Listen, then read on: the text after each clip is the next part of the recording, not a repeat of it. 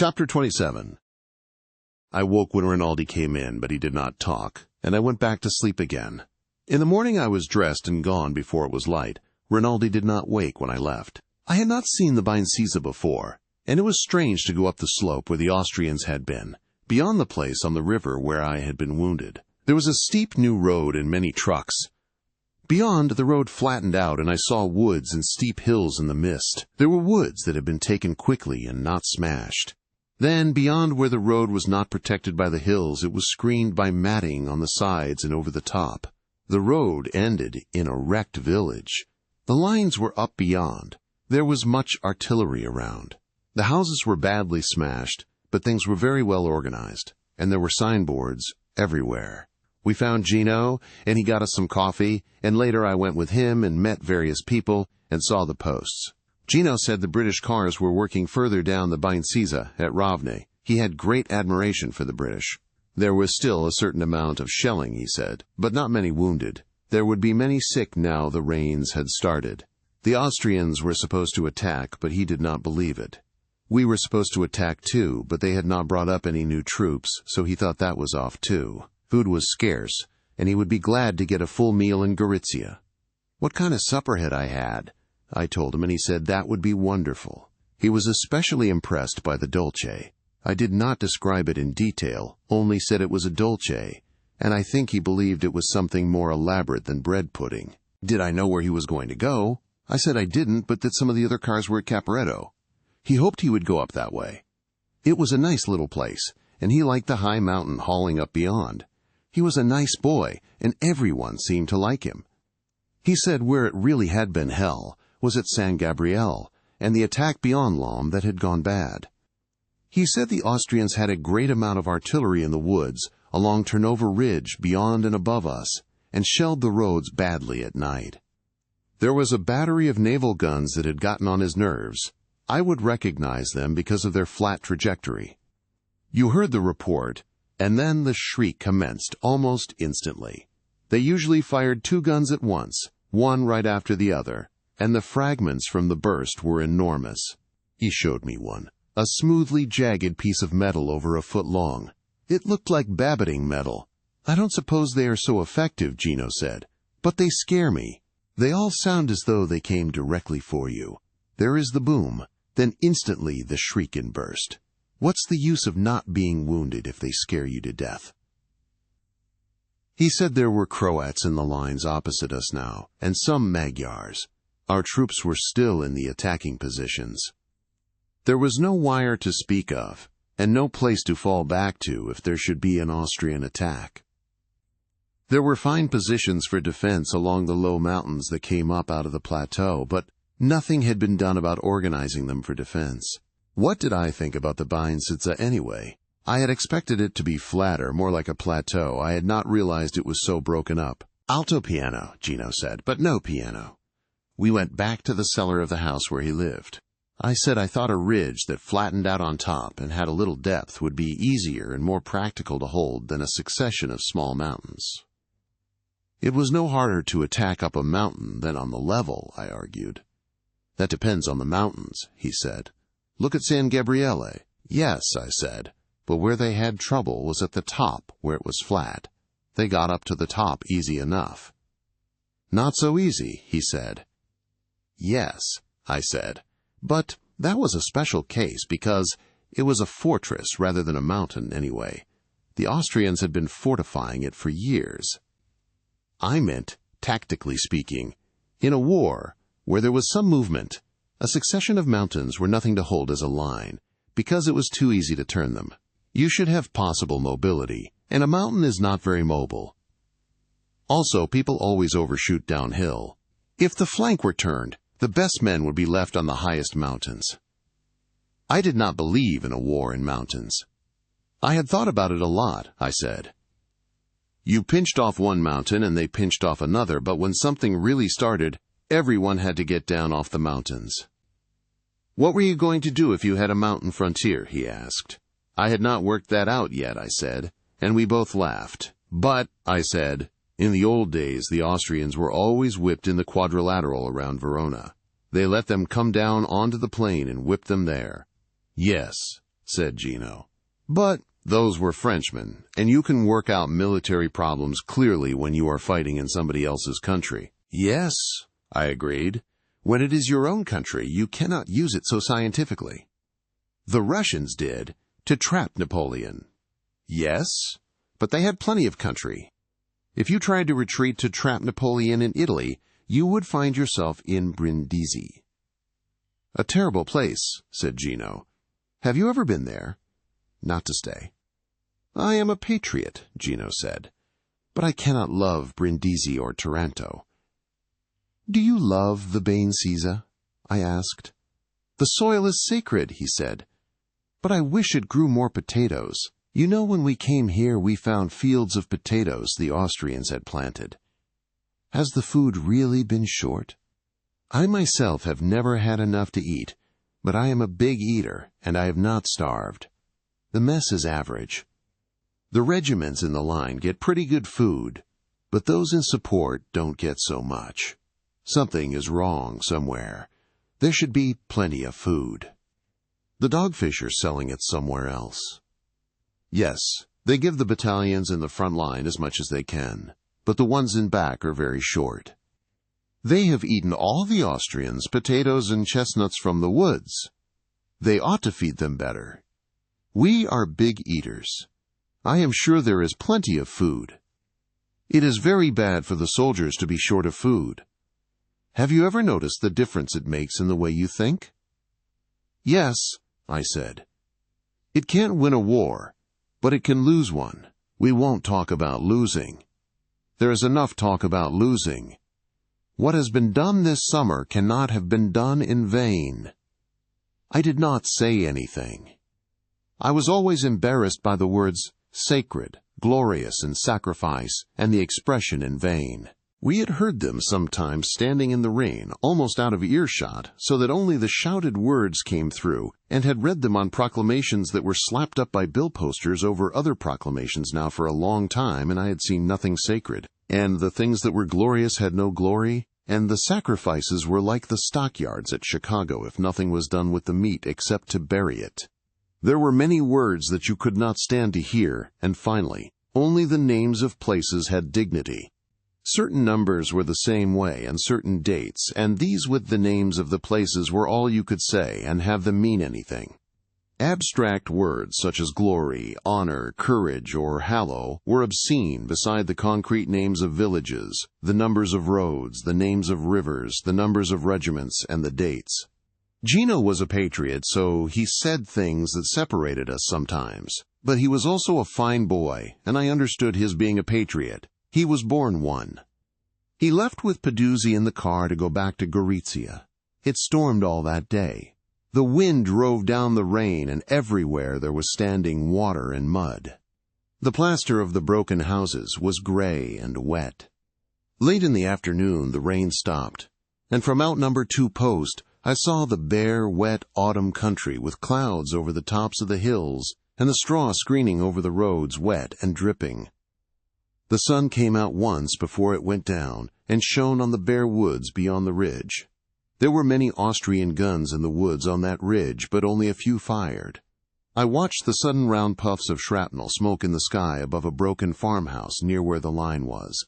Soft puffs with a yellow-white flash in the center. You saw the flash, then heard the crack, then saw the smoke ball distort and thin in the wind. There were many iron shrapnel balls in the rubble of the houses, and on the road beside the broken house where the post was, but they did not shell near the post that afternoon. We loaded 2 cars and drove down the road that was screened with wet mats, and the last of the sun came through in the breaks between the strips of mattings. Before we were out on the clear road behind the hill, the sun was down. We went on down the clear road, and as it turned a corner into the open and went into the square arched tunnel of matting, the rain started again. The wind rose in the night, and at 3 o'clock in the morning, with the rain coming in sheets, there was a bombardment, and the Croatians came over, across the mountain meadows, and through patches of woods, and into the front line. They fought in the dark, in the rain, and a counterattack of scared men from the second line drove them back. There was much shelling and many rockets in the rain, and machine gun and rifle fire all along the line. They did not come again, and it was quieter, and between the gusts of wind and rain we could hear the sound of a great bombardment far to the north. The wounded were coming into the post. Some were carried on stretchers, some walking, and some were brought on the backs of men that came across the field. They were wet to the skin, and all were scared. We filled 2 cars with stretcher cases as they came up from the cellar of the post, and as I shut the door of the second car and fastened it, I felt the rain on my face turn to snow. The flakes were coming heavy and fast in the rain. When daylight came, the storm was still blowing, but the snow had stopped. It had melted as it fell on the wet ground, and now it was raining again. There was another attack just after daylight, but it was unsuccessful. We expected an attack all day, but it did not come until the sun was going down. The bombardment started to the south, below the long wooded ridge where the Austrian guns were concentrated. We expected a bombardment, but it did not come. It was getting dark. Guns were firing from the field behind the village, and the shells, going away, had a comfortable sound. We heard that the attack to the south had been unsuccessful. They did not attack that night, but we heard that they had broken through to the north. In the night, word came that we were to prepare to retreat. The captain at the post told me this. He had it from the brigade. A little while later he came from the telephone and said it was a lie. The brigade had received orders that the line of the Bainsitsa should be held no matter what happened. I asked about the breakthrough, and he said that he had heard at the brigade that the Austrians had broken through the 27th Army Corps up toward Caporetto. There had been a great battle in the north all day. "If those bastards let them through, we are cooked," he said. "It's Germans that are attacking," one of the medical officers said. The word Germans was something to be frightened of. We did not want to have anything to do with the Germans. "There are 15 divisions of Germans," the medical officer said. "They have broken through, and we will be cut off." At the brigade, they say this line is to be held. They say they have not broken through badly, and that we will hold a line across the mountains from Monte Maggiore. Where do they hear this? From the division. The word that we were to retreat came from the division. "We work under the Army Corps," I said, "but here I work under you. Naturally, when you tell me to go, I will go. But get the orders straight. The orders are that we stay here. You clear the wounded from here to the clearing station." "Sometimes we clear from the clearing station to the field hospitals, too," I said. "Tell me, I have never seen a retreat. If there is a retreat, how are all the wounded evacuated?" "They are not. They take as many as they can and leave the rest." "What will I take in the cars?" "Hospital equipment." "All right," I said. The next night the retreat started. We heard that Germans and Austrians had broken through in the north and were coming down the mountain valleys toward Cividale and Udine. The retreat was orderly, wet, and sullen. In the night, going slowly along the crowded roads, we passed troops marching under the rain, guns, horses pulling wagons, mules, motor trucks, all moving away from the front. There was no more disorder than in an advance. That night we helped empty the field hospitals that had been set up in the least ruined villages of the plateau, taking the wounded down to Plava on the riverbed, and the next day hauled all day in the rain to evacuate the hospitals and clearing station at Plava. It rained steadily, and the army of the Bainsitsa moved down off the plateau in the October rain and across the river where the great victories had commenced in the spring of that year. We came into Gorizia in the middle of the next day. The rain had stopped and the town was nearly empty. As we came up the street, they were loading the girls from the soldiers' whorehouse into a truck. There were 7 girls, and they had on their hats and coats and carried small suitcases. 2 of them were crying. Of the others, one smiled at us and put out her tongue and fluttered it up and down. She had thick, full lips and black eyes. I stopped the car and went over and spoke to the matron. The girls from the officer's house had left early that morning, she said. Where were they going? To Conegliano, she said. The truck started. The girl with thick lips put out her tongue again at us. The matron waved. The 2 girls kept on crying. The others looked interestedly out at the town. I got back in the car. We ought to go with them, Bonello said. That would be a good trip. We'll have a good trip, I said. We'll have a hell of a trip.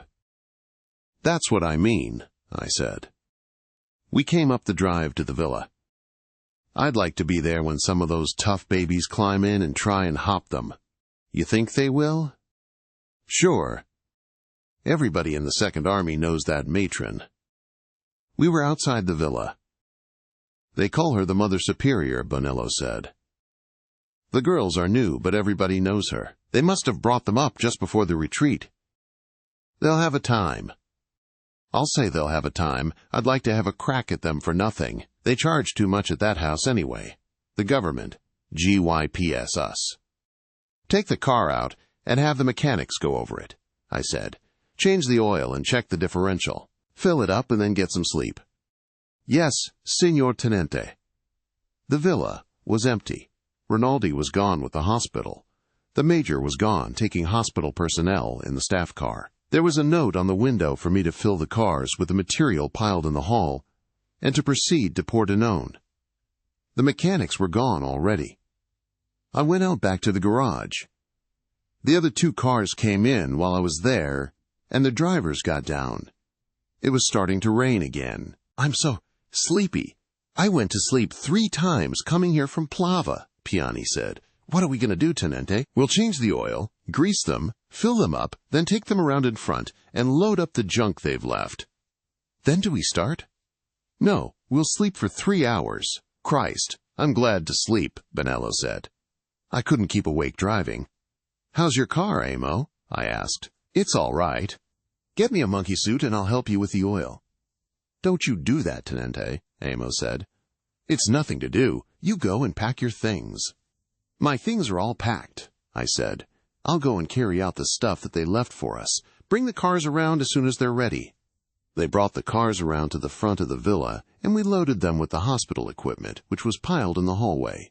When it was all in, the 3 cars stood in line down the driveway under the trees in the rain. We went inside.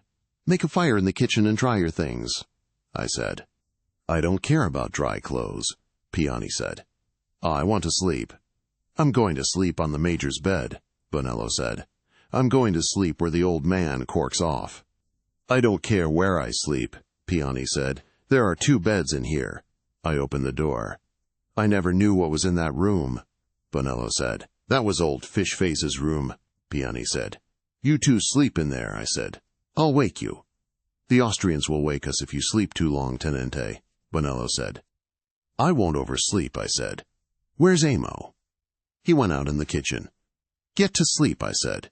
I'll sleep, Piani said. I've been asleep sitting up all day.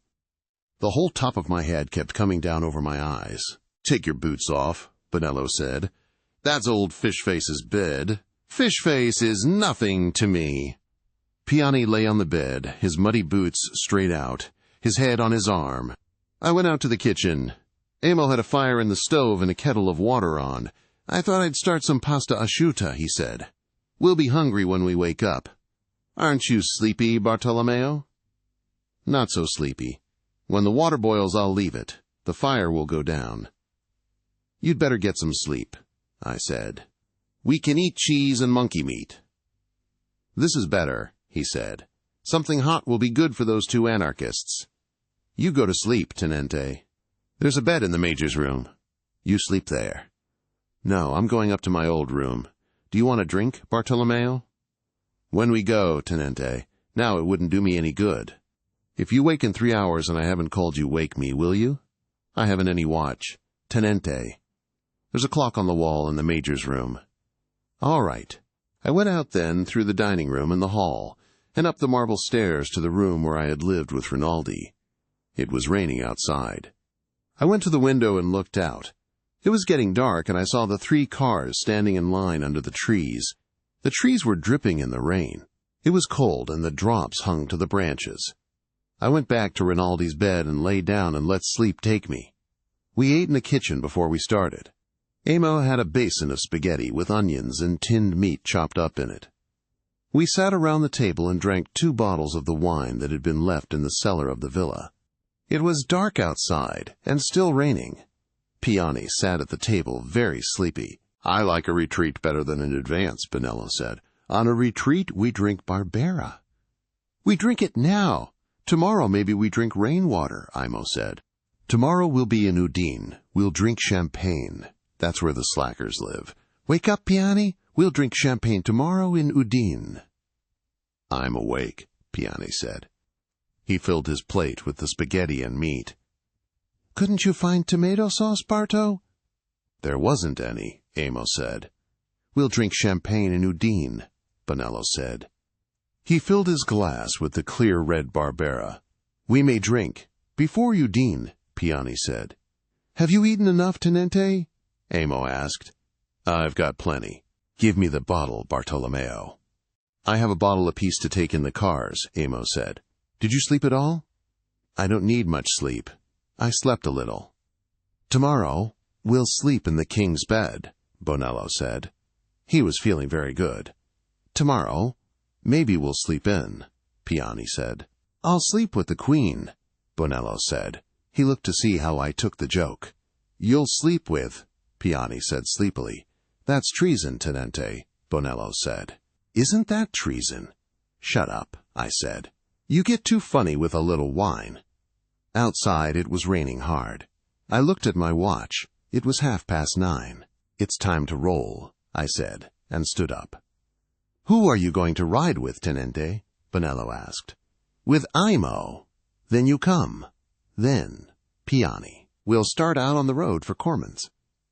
I'm afraid I'll go to sleep, Piani said. All right, I'll ride with you. Then, Bonello. Then, Imo. That's the best way, Piani said. Because I'm so sleepy. I'll drive and you sleep a while. No, I can drive just so long as I know somebody will wake me up if I go to sleep.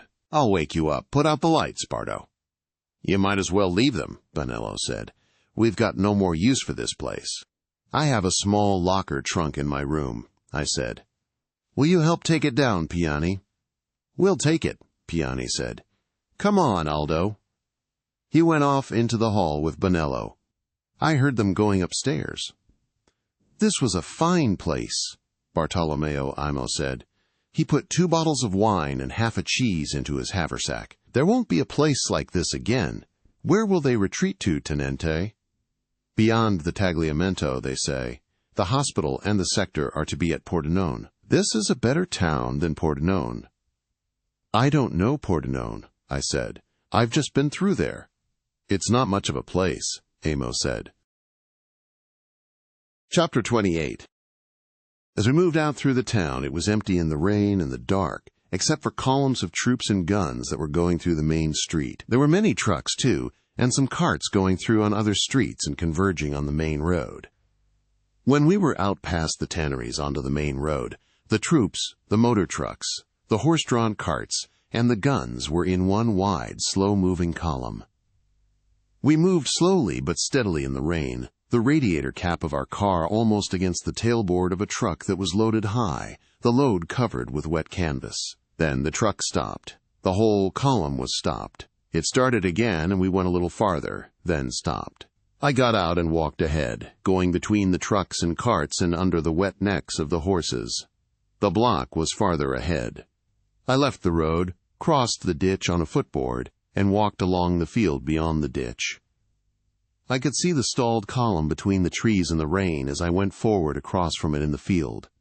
I went about a mile. The column did not move, although, on the other side, beyond the stalled vehicles, I could see the troops moving.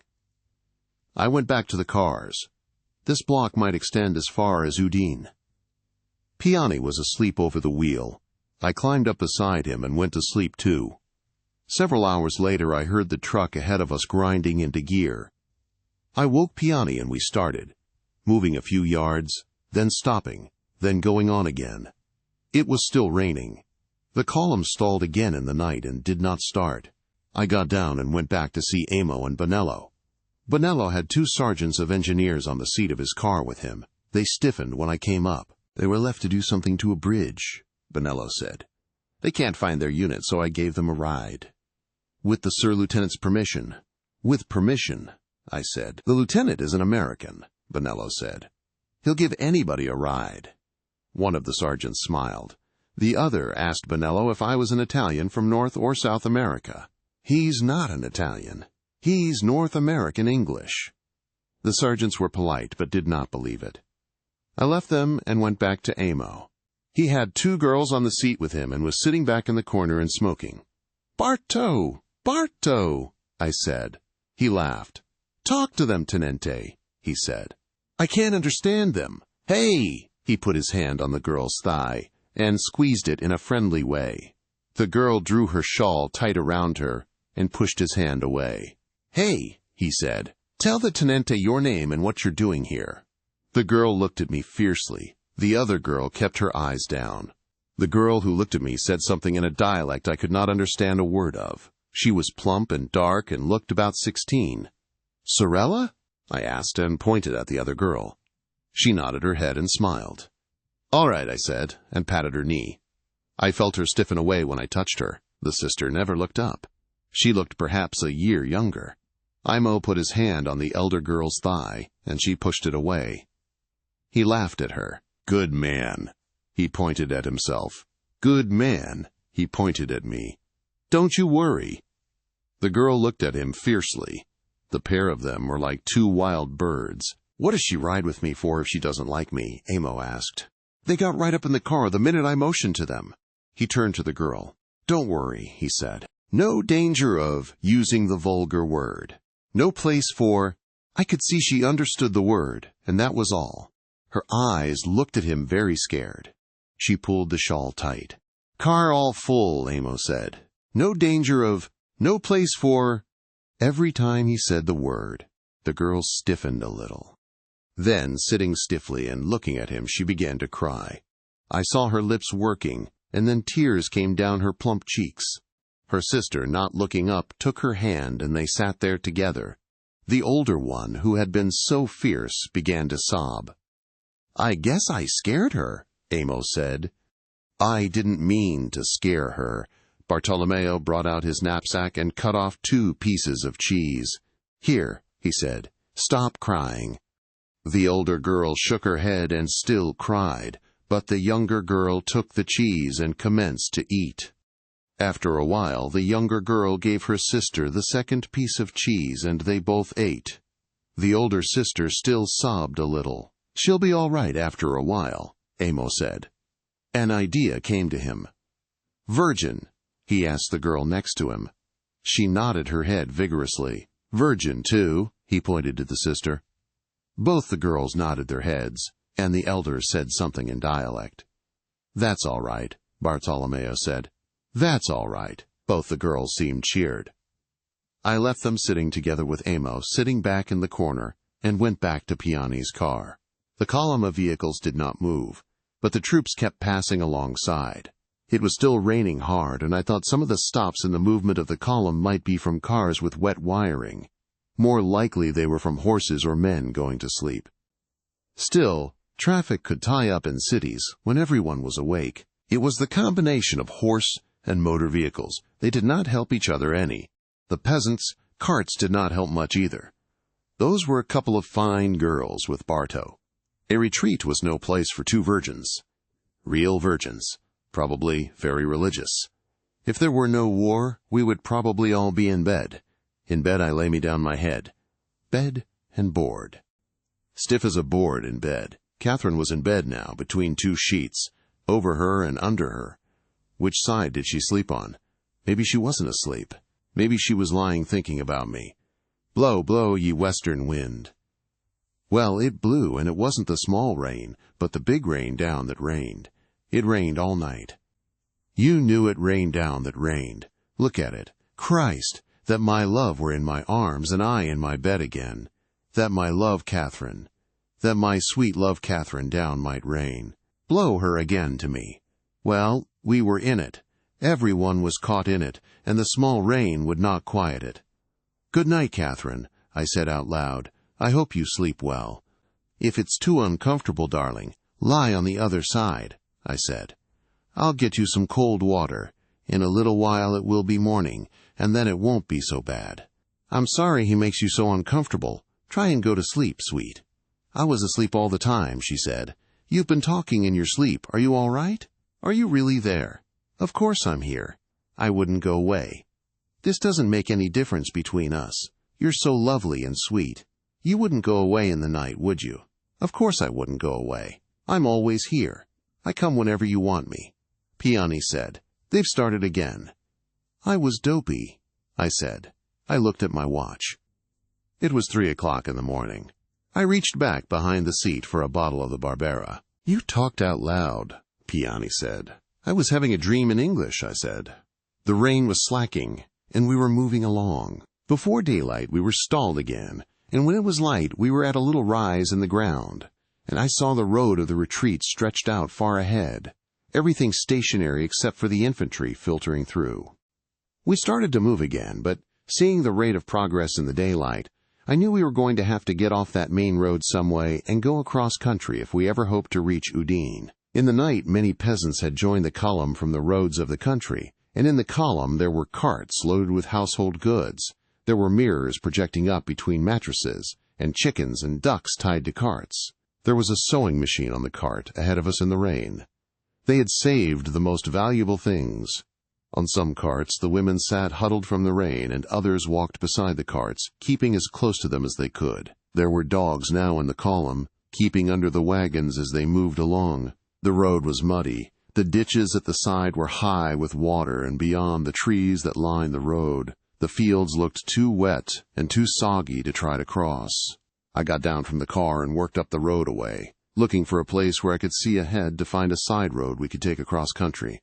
I knew there were many side roads, but did not want one that would lead to nothing. I could not remember them because we had always passed them bowling along in the car on the main road, and they all looked much alike.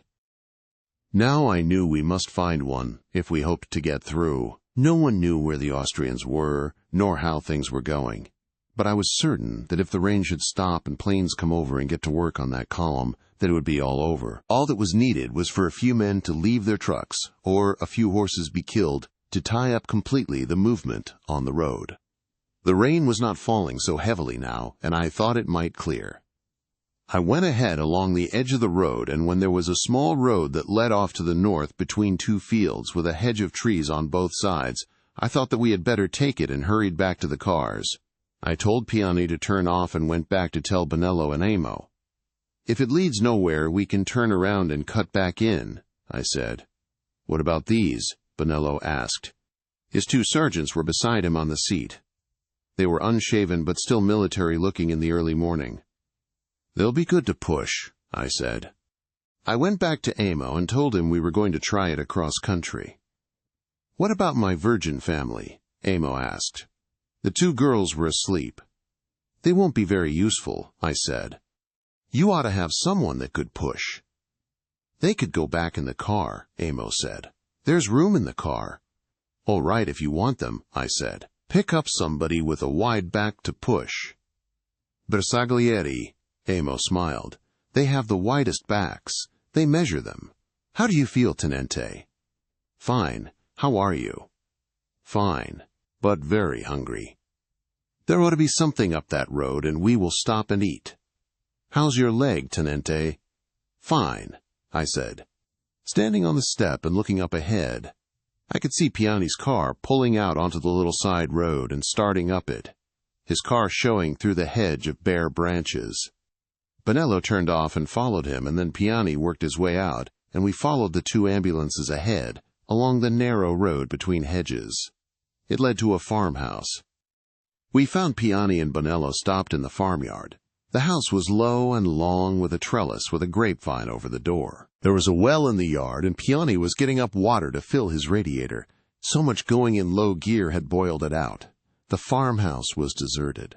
I looked back down the road. The farmhouse was on a slight elevation above the plain, and we could see over the country and saw the road, the hedges, the fields, and the line of trees along the main road where the retreat was passing.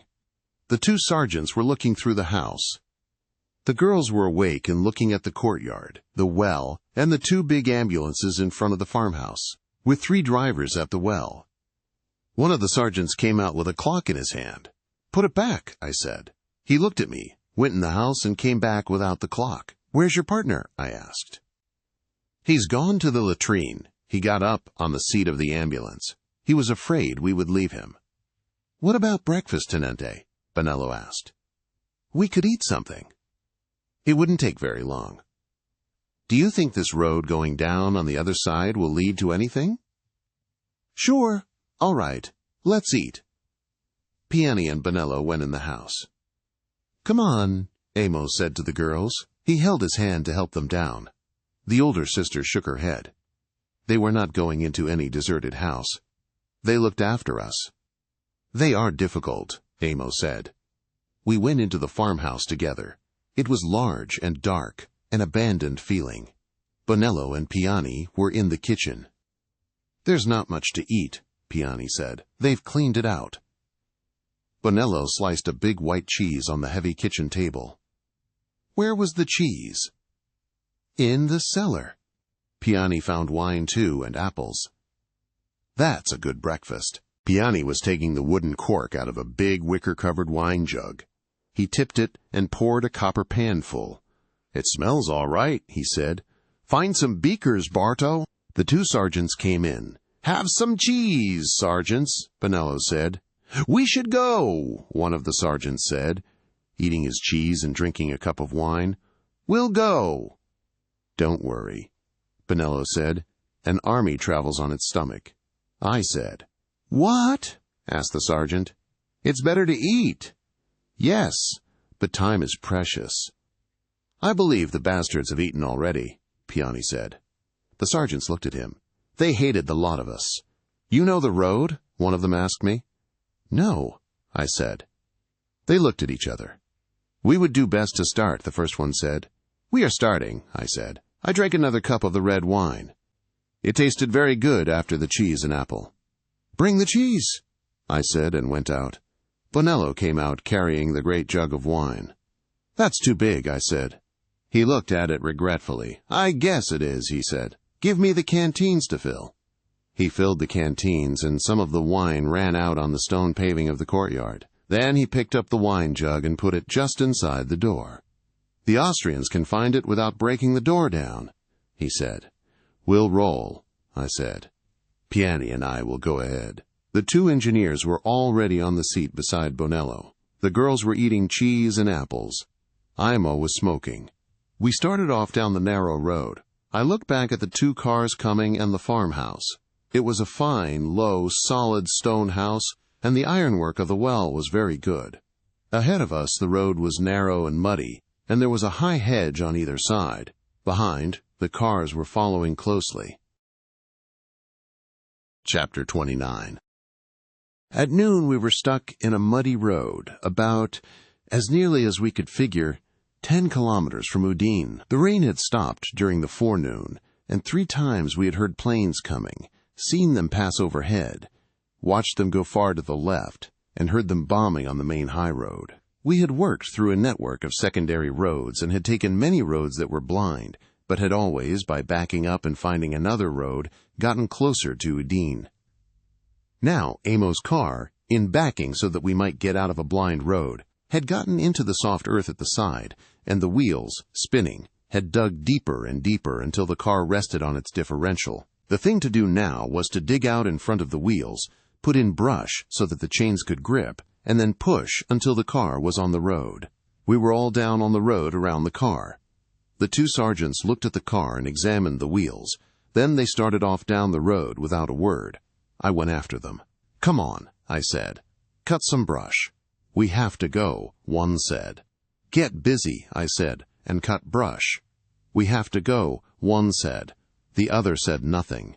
They were in a hurry to start. They would not look at me. I order you to come back to the car and cut brush, I said.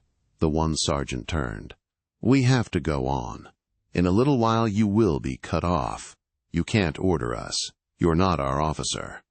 I order you to cut brush, I said. They turned and started down the road. Halt, I said. They kept on down the muddy road, the hedge on either side. I order you to halt, I called. They went a little faster. I opened up my holster, took the pistol, aimed at the one who had talked the most, and fired. I missed, and they both started to run. I shot 3 times and dropped one. The other went through the hedge and was out of sight. I fired at him through the hedge as he ran across the field. The pistol clicked empty, and I put in another clip.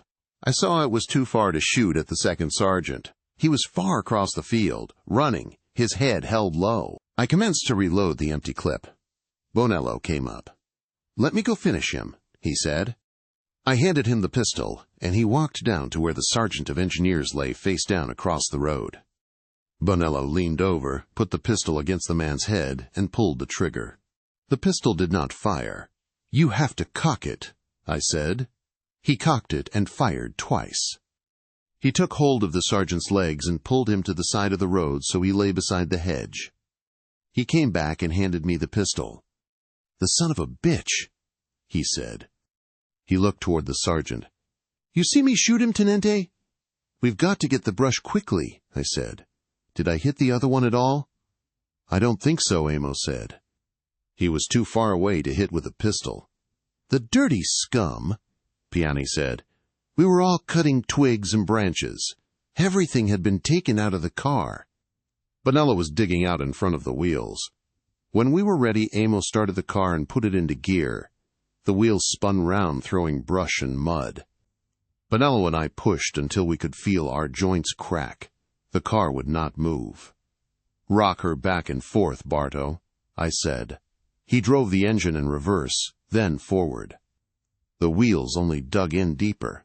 Then the car was resting on the differential again, and the wheels spun freely in the holes they had dug. I straightened up. "We'll try her with a rope," I said.